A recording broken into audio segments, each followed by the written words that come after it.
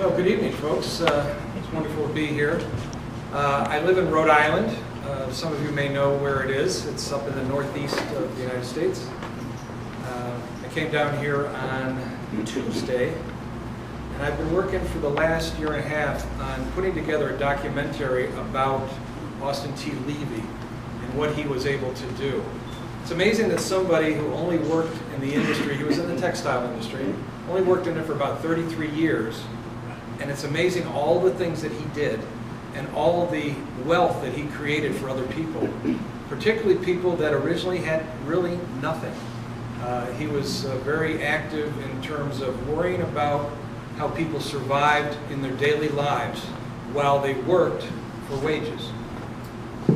So I've put together a few PowerPoint slides.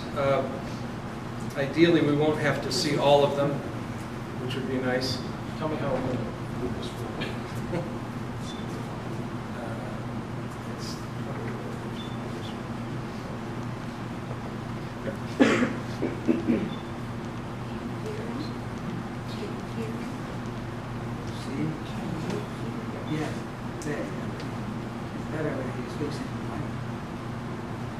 Can everybody hear or not? No? Use the mic. You can't hear? Is that better? Yeah, that's better. I'll be right in this mic. One of the things that's interesting about Levy is that he was born dirt poor on the Lower East Side of New York, 1880. He was born to a father who was from France. He was born to a mother who was from Eastern Europe. And he really had nothing. His parents were both dead before he was 12 years old. He went to school until he was 16. He got as far as 1 year of college, which in those days, back in the 1880s, we really didn't have a high school in the United States. And so he didn't really go to high school. He went to what was called elementary school or grammar school. When he left there, he was 16 and he began working as an agent, really a clerk in a shop in New York City for $3 a week. He then became an agent for cloth and textile manufacturers, and he would go to the mills and he would represent the mills that made the cloth that we all wear. All the cloth that existed in those days was made in these mills. For a little back history, just prior to that, the Industrial Revolution in the United States started in the 1700s, and it started in the state of Rhode Island. Rhode Island was the center of the Industrial Revolution for the United States. They were always very active already in Europe and so on. But when a man named Samuel Slater came to the United States disguised as a farmer, because he was known as a mechanic and he was known as somebody who knew how water-powered machines operated, he snuck out of England to come to the United States with the plans for the machinery in his head. He was a Quaker. He was met in New York City by several Quakers who wanted him to help them develop the textile industry in New York. Another man from Rhode Island by the name of Brown, you may know Brown University, a man by the name of Brown, also a Quaker, invited him to come to New York, come to Rhode Island by promising a piece of the action. He said, "I'll make you part owner of whatever we develop." And in doing that, he was able to entice Samuel Slater to come to Rhode Island, and in the city of Pawtucket, Rhode Island, began the first water-powered textile mill, which is still there today. It is not operating. It is now a museum that brings people from all over the world to try to understand the history of how textiles originally became to be made by water power and later on by electricity. So that's sort of the backstory. Levy comes to Rhode Island at one point to visit one of the mills. But what starts him on his path, and many entrepreneurs will tell you, is anybody here an entrepreneur, by the way, that started your own business or created something? One of the reasons people start their own business is they get tired of what they're doing. The second biggest reason they start their own business is they get fired from what they're doing.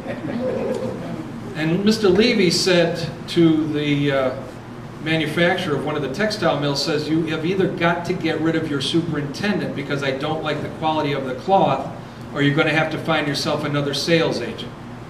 Well, you probably know how that came out. They found themselves another sales agent. So Mr. Levy comes up to Rhode Island, and what happens to Mr. Levy? He comes up to Rhode Island And he starts looking around to see what's going on. He had never been to Rhode Island, knew nothing about Rhode Island, but he knew that textiles were pretty big there, and there were literally thousands of people working already in textiles in Rhode Island. So he comes up to do that. Let's see if I can get this to move forward. There will be a little bit of history here for you to read as I'm talking, and so I won't repeat what's on the thing, but I will say what this slide says basically is here was a guy who not only went into business, but he said, wait a second. If you know anything about business, you know that every successful business does one thing. And if they don't do this thing successfully, what is it? Money? No, it doesn't. Making money, believe it or not, is not the goal of business. The goal of business is to solve a problem. If your business does not solve a problem, it is not a business. It's a hobby, okay? You have to solve a problem. You can solve it elegantly. You can be Tiffany's, or you can solve it in a mediocre way. You could be Walmart, okay? But you have to solve a problem. When you do that, that makes a successful business if you do all the other things right. Well, he was very good at thinking. Remember, he only goes to school till he's 16. How he is so smart, nobody knows. We don't know that story. What happened? Where else did he learn things? Who were his mentors that came out of the woodwork and helped him in his quest?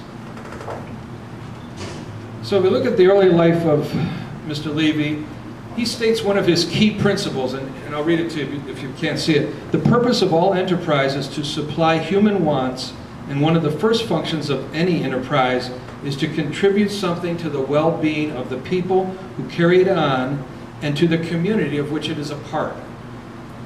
And he had a very clear idea about this because he knew that if a business does not function well in the community that is hosting it, the community is going to suffer as much as this failing business.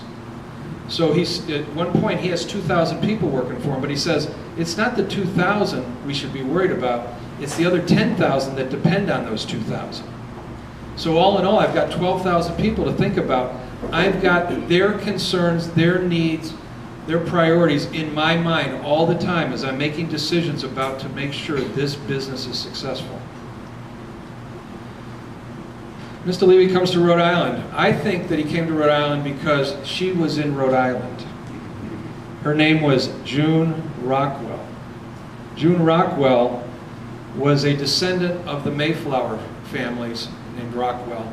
Her father owned a big mill in the town of Bristol, Rhode Island, which is a famous seaport in the Narragansett Bay area of the state. And he met her in 1905. And as the story here says, remember, he's a poor guy from the Lower East Side. He's also Jewish. Apparently not a practicing Jew, as we'll find out in the story, but she was from a very conservative family. But she was also refined. In fact, when he first goes and meets her father, because he owns this mill that he's interested in the textiles, she isn't there. She's traveling around in Europe. Imagine that in early 1900s. So they were quite wealthy. Well, they continue a relationship more than 10 years before they get married. Interestingly, Mr. Rockwell owned a house, the Rockwell family owned a house in Nassau. So when they got married, the father said, why don't you go to our house in Nassau and have a nice honeymoon? And this is typical Levy. He says, I would like to, but we really don't know each other well enough yet. That is classic Levy. The next big thing that happens, remember, he meets his future wife in 1905. In 1909, he takes a bold move. He's 29 years old, and he goes to a little village called Greenville, which is in the town of Burrowville in the northwest corner of Rhode Island. And he leases a mill from the Waterman family. This mill has about 40 looms making cloth, very small mill. It's in the town of, it's in Greenville, which is part of Burrowville. He eventually gets into Harrisville. And Harrisville in this map is northwest Rhode Island, very tiny area. Believe it or not, most people in Rhode Island, the whole state of Rhode Island is about the size of this room, okay? That's how small it is. But people in Rhode Island do not know anything outside of about 5 blocks from their house, okay? So if you ask anybody in Rhode Island, where's Harrisville, where's Burrowville, where are these great metropolises up in the woods in Nowheresville, they have no idea what you're talking about. It's hard to believe. And these are the natives. These are people who have been there for a while. Well, Harrisville's beautiful. Look at this. Wouldn't you like to be in a place that looks like that? This place will never be developed beyond what it is right now.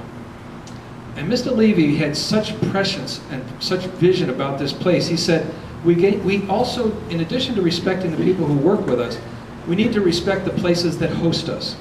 So when their business took off and he needed more production, he said, we can't build it here because it will ruin the rural nature of our community. So he looked around for other places that would be willing to host a factory. And one of the places, this is the mill that he owned eventually in that area. Let me show you some of the workers that he had. These pictures are great.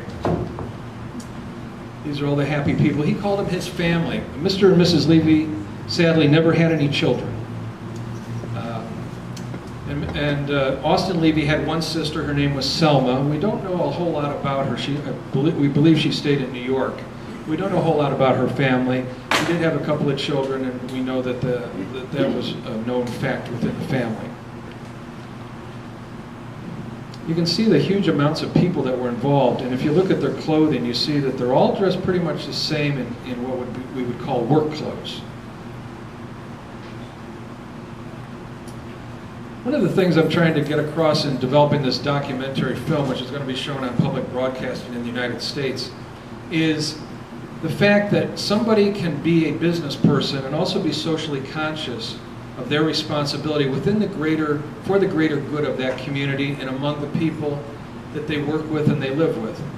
Mr. Levy wasn't one of these guys who was an absentee owner. He lived in the community. He literally walked to work every day.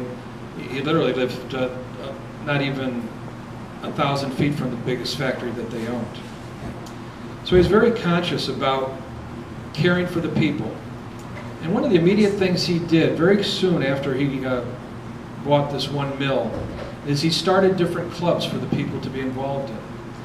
These included a glee club, a tennis club, and Mr. Levy was a first-class tennis player, a very aggressive tennis player, was well known. He played up until his 60s, a very tough game of tennis. So he encouraged others as well. These buildings that I'm showing you here, the post office and the Memorial Library, were all housed in this one big building. You can see one shot on the left is on the corner, and the other shot's a little bit closer. All of these activities, there was a theater in there was a post office, there were offices for other things, and a lot of activities took place in this sort of community hall.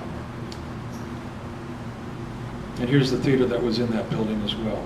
This is important because Mr. Levy does something amazing shortly after this when we get to the Depression.